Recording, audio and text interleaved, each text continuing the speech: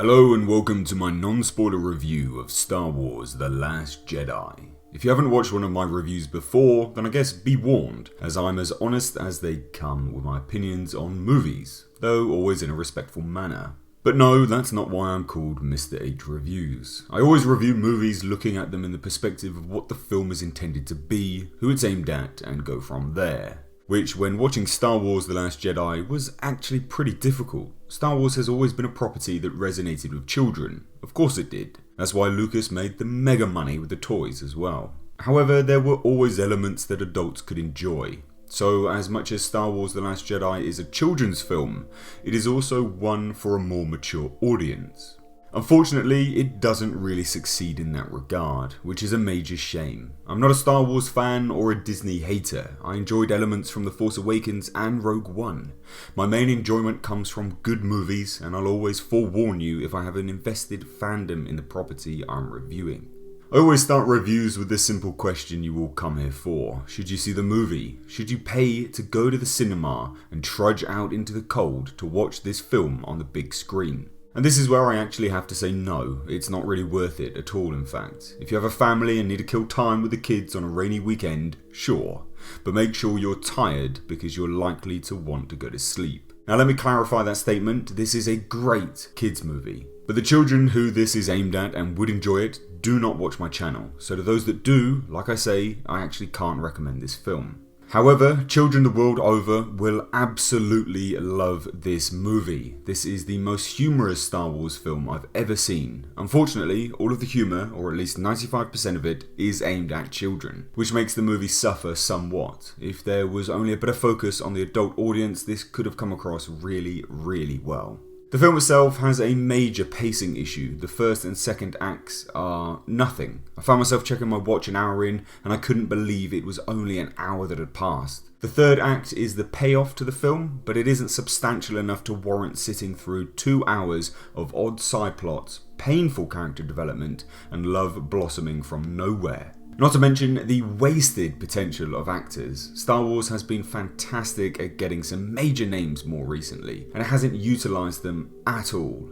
These are big names for a reason, because they are renowned actors. Please cast them in roles where they can shine. For the more adult audience, you will dislike this movie because of its predecessor. The Force Awakens was the reintroduction to the universe in a big way, and it set a lot of plot points up that has caused the internet to go absolutely crazy. Well, in true J.J. Abrams fashion, they went nowhere. It was all set up and no payoff. I hate to use this comparison, but it is very much the same as the setup in Prometheus and the redundant, non-existent payoff in Alien Covenant. It irritated me to my absolute core that this was how they treated the fans or even the people who watched the last film. Disney and Lucasfilm are acclaimed for having a larger plan at play, a mapped out universe. If that's the case, they need to fire whoever planned this because it is a slap in the face, or they need to be honest and admit they never had a clue where these plot elements would go because that's how it feels. There is a chance they could course correct, but even if they do, it would now be too late and the damage is done. For those that have seen the film, you will absolutely know what I'm talking about. It's very obvious. All in all, the acting is solid from everyone. General Hux by Domhnall Gleeson was an absolute treat. Really, really good, especially. Adam Driver is fantastic, regardless of what you think to his character, and Daisy Ridley, again, solid. Mark Hamill was good, didn't do enough to really shine, though what he did do, I absolutely loved. And Carrie Fisher, a truly great last performance from her. She had some terrible writing in The Force Awakens, and it stunted her acting. In this, she really does come through a lot more. The best on screen? No, but she doesn't need to be.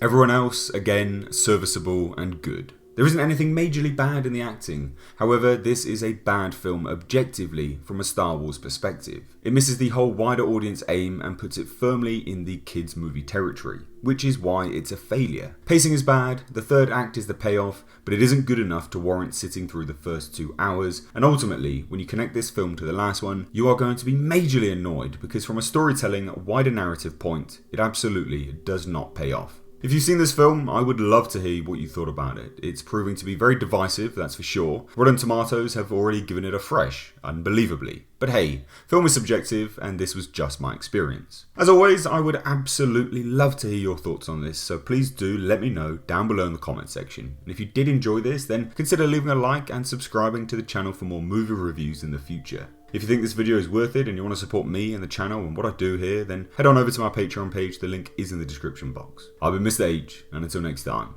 I'll catch you in the comment section.